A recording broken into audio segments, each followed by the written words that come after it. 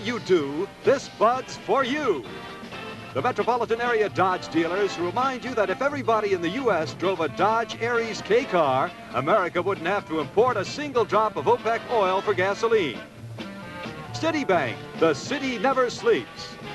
The Colonial Provision Company, makers of Colonial quality bacons and Yankee Franks, the taste that takes you out to the ball game. United Airlines, official airline of the Yankees. Make every day your Brute Day with Brute by Fabergé. Toyota invites you to see all the 1980 cars and trucks at your local Toyota dealer. Oh, what a feeling to drive a Toyota. And by the New York Yankees.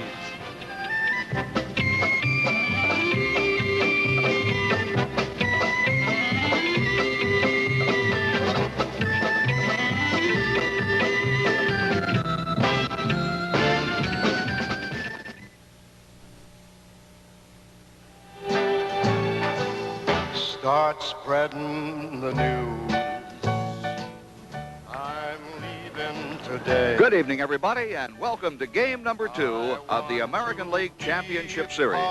From Royal Stadium in Kansas City, the New York Yankees meet the Kansas City Royals. These vagabond shoes are longing to stray. Hello, everybody. I'm Frank Murcer. I'll be joined later by Phil Rizzuto and Bill White for game number 2 of the American League Championship Series to be played here at Royal Stadium in Kansas City.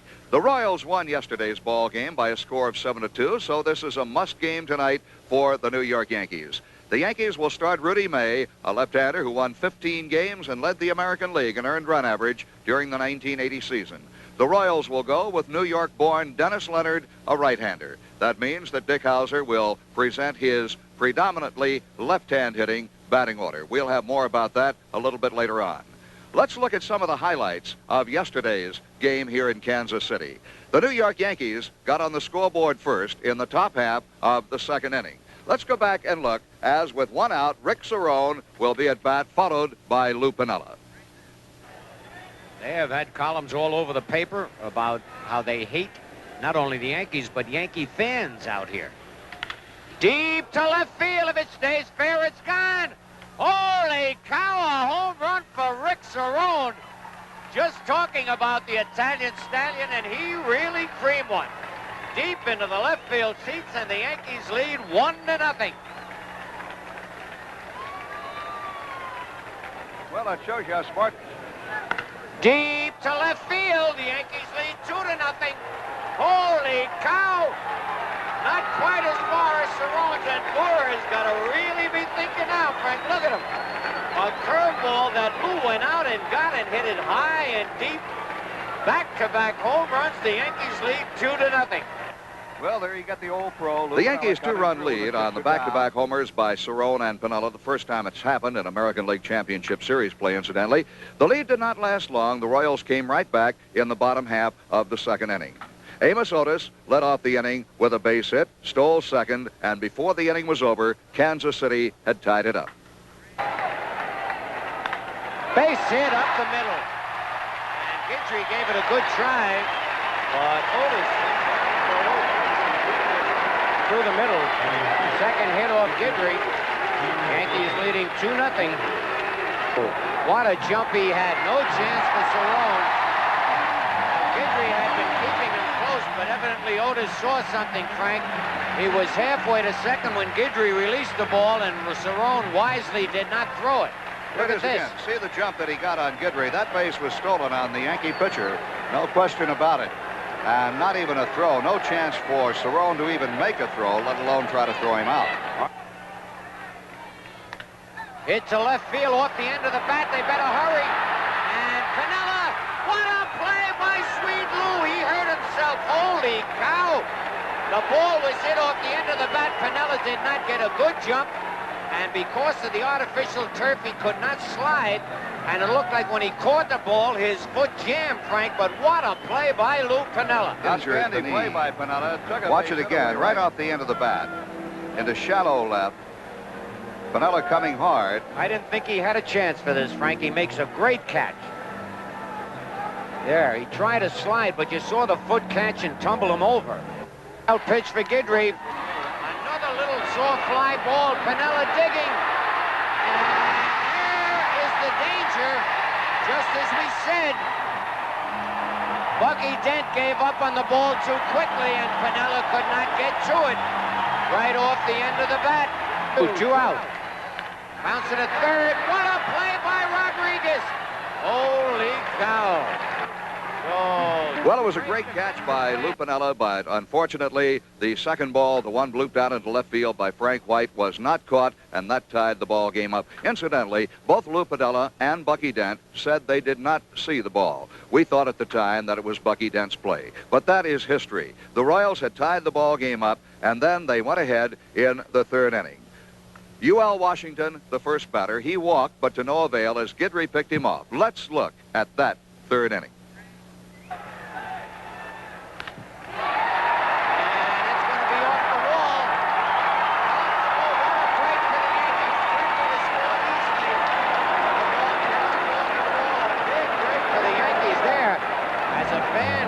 And I don't know whether he reached below the railing or it bounced over the railing, but a big break for the Yankees. It really was, because... And a base hit to left field. And a throw to third. Bucky, for some reason, cut it off. Holy cow. The Royals lead 4-2. We went to the bottom half of the seventh inning, the Kansas City Royals leading by a score of 4-2. 1 out in the bottom half of the seventh, and the man that had done it all season long when he was healthy, George Brett, did it again for Kansas City. Yeah, it's a pretty good sign. President Brett declares war on the Yankees. He hit that one well. And that ball is gone. Well, said he wasn't swinging the bat well, but he got the ball out of the plate and drilled it into the over the wall in deep left center field. And the Royals now lead 5-2.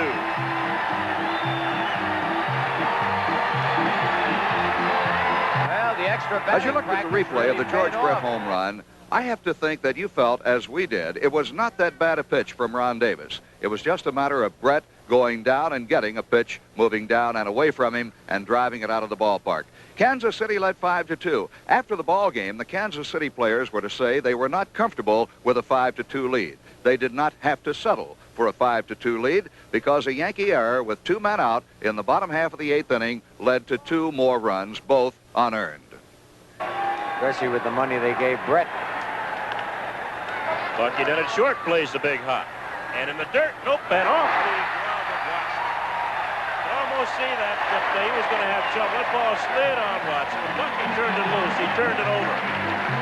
And you can see that ball was going to slide a bit. I think Bob should have caught the ball. Yeah, I don't think it hit the ground, but you're right. It was like a sinker or a screwball that Bucky threw. And they're going to give Watson the air. Here it is again. Yep.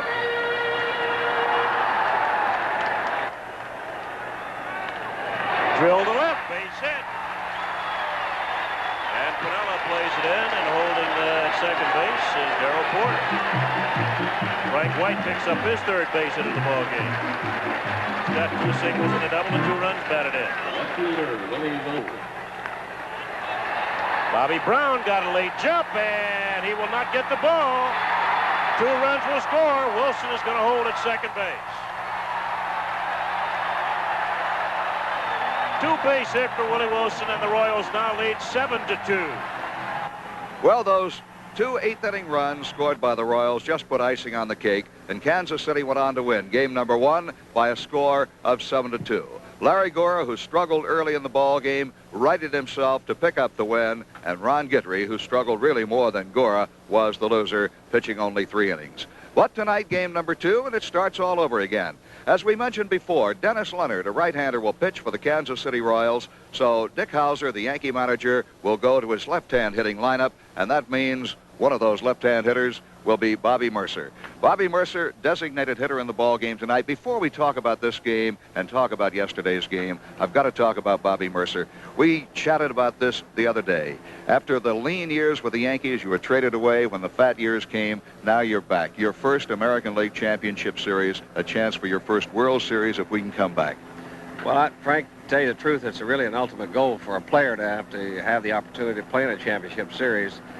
And I can tell you that when I got traded away in 1974, I had no idea that I'd even be back with the Yankees and to say the least, be playing with the Yankees again in the championship series. So it's a big thrill for me, and I'm happy that it finally came. Well, Bobby Murcer, you signed with the Yankees in 1964, and that was the last time they had won a pennant until 1976. You told me the other day there was a special reason that you agreed to come back with the New York Yankees to end your career. Well, when I had the opportunity, I had a no trade in my contract, so I had to okay if a trade was to be made. And I figured that if I was ever going to have an opportunity to be on a championship ball club, it was going to be right here with the New York Yankees.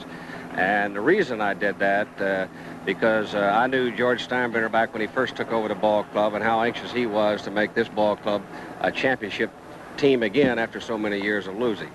And I knew George didn't like to settle for second best, and that he likes to go all out to make champions out of the New York Yankees where they should be. All right. Bobby Murcer, you were traded while George Steinbrenner owned the ball club, but still you came back to play for him. You told me you didn't feel it was all his doing that you were traded away. Well, to tell you the truth, I think Gabe Paul had more to do with it than anybody else, and maybe Bill Verdon. George was the owner at the time, and he was also on suspension at the time.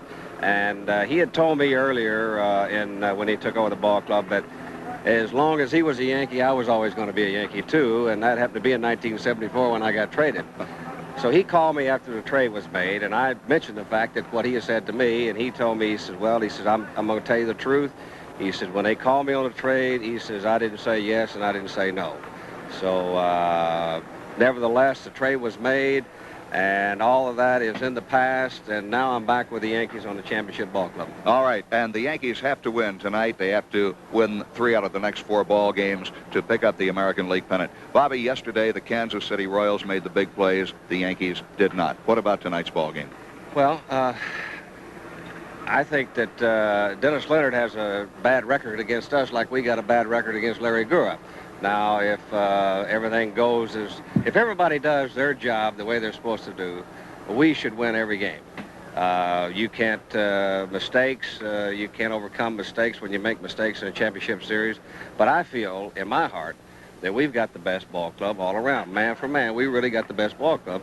Now, in a short series, you never know what's going to happen. But if everybody does what they're supposed to do and what they're capable of doing, we should come out on top. I know one man who's going to do the job he's supposed to do and is capable of doing. That's the number 2 hitter tonight in the designated hitter spot, Bobby Murcer. Well, I've got one job to do, and that's is to move those runners around, especially when Willie gets on there, and try to get them to third and let the big hitters drive them in. And I'm also capable of hitting the ball in the ballpark. So I feel really good about it, and I've been swinging the bat real good here for the last week or so I'm ready. Bobby Murcer, I know the rest of the Yankees are ready for the game tonight. Best of luck. Thanks a lot for talking with us. Thank you, Frank. Bobby Murcer has been my guest, and we'll be back with more right after this message.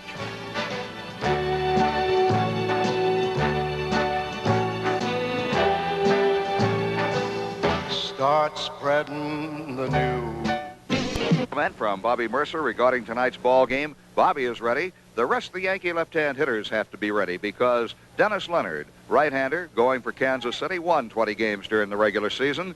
Murcer mentioned that Leonard's record against the Yankees was not that good, but past records I think you throw out. So the Yankees tonight are going to have to hit the ball. They're going to have to catch the ball, something they did not do in the important series in yesterday's ball game. And one of the guys who's not only going to have to hit, but also catch because he's playing left field tonight and batting 5th behind Reggie Jackson is Oscar Gamble. Oscar, the left-hand hitter, sat the game out yesterday against Gura. It's going to be on you guys tonight against Leonard. Well, yeah, you know, we got, I think, a better left-hand hitting lineup because, you know, we keep 3 or 4 left-handers in there against left-hand pitcher. So tonight, you know, we're going to have 6 or 7 left-handers in there, and, you know, like, he's going to have a good breaking ball and a good change-up to get us out. Oscar, one thing about the game tonight, playing under the lights, there will not be that sun that was shining in left field. Both Piniella and Dent set on that one, which I think was a crucial pop fly off Frank White's bat, that neither one of them saw the ball. Yeah, well, you know, we worked out here early the day before, and, you know, worked out by game time, and we knew the sun was going to be a problem, and, you know, we knew the infield had to help the outfielders out, and the outfielders had to play deep. So they hit, you know, 2 balls almost the same, and Vanilla hurt his leg on one, and then he had to wait and see, you know, how Frank White hit the second ball. So he came in and, you know, gave it all he had, and, you know, he couldn't get to it. Oscar, we talk about the tartan turf here, the artificial surface in this ballpark, being different on the infield, being different for the runners. It also makes outfield play different, too, doesn't it? Well, you know, we're used to the grass, and we're not used to playing on AstroTurf, and I think they got a little advantage up here because, you know, they play on the turf all the time. But, like, you have to play deeper, and, it's, you know, the little short flies, it's hard to, you know, tell where the infield at and whether you're going to call the infield off the ball or not. One thing about the short fly ball, too, in the outfield, you have to be careful because if you don't catch it, if the ball hits right in front of you, it's got a chance to bounce completely over your head. That's why, you know, you have to do a lot of bagging up. Like the center fielder had to bag up the left fielder and the right fielder. And the infielder got to keep coming out. Like if I come in on a ball, Bucky Dent got to bag me up and come on out on the ball. If I try foot and don't get it, the ball going to jump straight up in the air. All right, so it's more of a matter of teamwork on the artificial surface than it is on the grass. That's right. You have to, you know, play together more. Like, you know, we used to playing on the grass, and, you know, at home, a fly ball or something like that, if we try for it and miss it, the ball going to stay right in front of you. But here, the ball going to get by you, and, you know, they get a double out of it. All right, Oscar Gamble, let's talk about something you'd rather talk about, and that's hitting. How about hitting in this ballpark? Well, you know, it's a good ballpark to hit in. You know, it's not a home run hitting ballpark, but, you know, you get a lot of hits here because of the AstroTurf. And infielders have to play you deep, and, like, the ball, if you hit it on the ground, you know, the ball go right through the infield. You know, you can top a ball and it just keep rolling if you hit it up the middle. And, like, they got the kind of team that, you know, they spray the ball all over, and, you know, they gave us trouble all year long. And we come in here, you know we had to win one before we go home, and tonight is tonight. We got to win this one. Oscar, you're batting behind Reggie in the order tonight. You're hitting 5th. Reggie's hitting 4th. I've got to think that in a crucial point in the ball game where the base hit could hurt the Royals, I have to feel they might think about pitching around Reggie and pitching to you. Well, you know, I hope so, because, you know, like, when I'm hitting, you know, I don't care if, you know, who's pitching, what's going on, you know, like, I feel like, you know, I can get the big hit, and if he pitch around him, I'll be right there swinging the bat, you know. I'm going to try to take him out of the ballpark. How do you think Dennis Leonard will pitch to you? Well, I think he'll throw me a lot of off-speed stuff and try to keep the ball away from me, and, you know, like, in certain situations, I think he's going to try to get me off the plate, and, you know, I'm going to just go up there, and whatever he throw, I'm going to try to hit it hard. Oscar, what about the general feeling on the Yankee club, dropping yesterday's first game of the playoffs? The guys down, or are they up for this game? Well, we up for this game, but, you know, like, Guru, he been giving us trouble all year. I think something like 8-1 against us, and, like, you know, we had him on the ropes yesterday and let him get away. I think they're a little down because we let him get away. But tonight we got to go out. We got our left-hand lineup in there. We got to go out and swing the bat and get some runs and play some defense. We got a guy on the mound tonight that showed a lot of people a lot of things this year, too, Rudy May. Yeah, he's been pitching the ball super all year, and, you know, like, if he, you know, keep us in the game, we got to score some runs and go and win this one, and we get home, we got to take 2 out of 3. Oscar Gamble, thanks a lot. Best of luck tonight. Thank you, Frank. All right. Oscar Gamble, another guy, as I'm sure you evidenced, as I did during the little discussion, ready for Dennis Leonard and the Royals tonight. And we're ready for game number 2 of the American League Championship Series. The pregame ceremonies are set to start here at Royal Stadium. We hope you'll stay tuned and enjoy the game. Mr. Cronin. Well, we're here at Royal Stadium just prior to the start of tonight's game between the Yankees and the Kansas City Royals. And on the playing field, Mr. Joe Cronin, former president of the American League.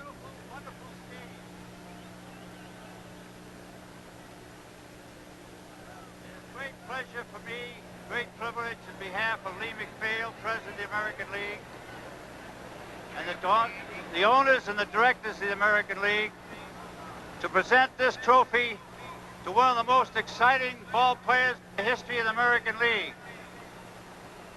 He didn't reach 400, but he certainly batted 1,000 in the hearts and minds of every American in this great country of ours. I want to congratulate George Brett and ask him to come out and accept the award.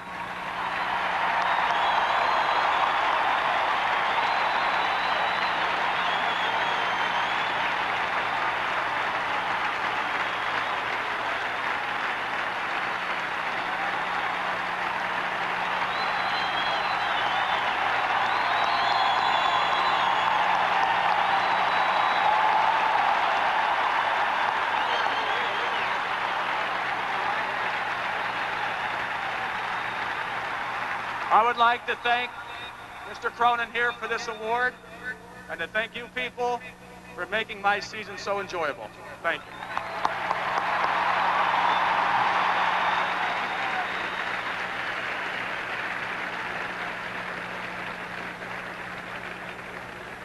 Well, the 8th annual Joe Cronin Award just presented to George Brett. The award presented annually to the player whose, and we say, quote, distinguished achievement, unquote, has brought honor to the league and baseball. As we go through the broadcast, we will mention some of the other winners of the Joe Cronin Award.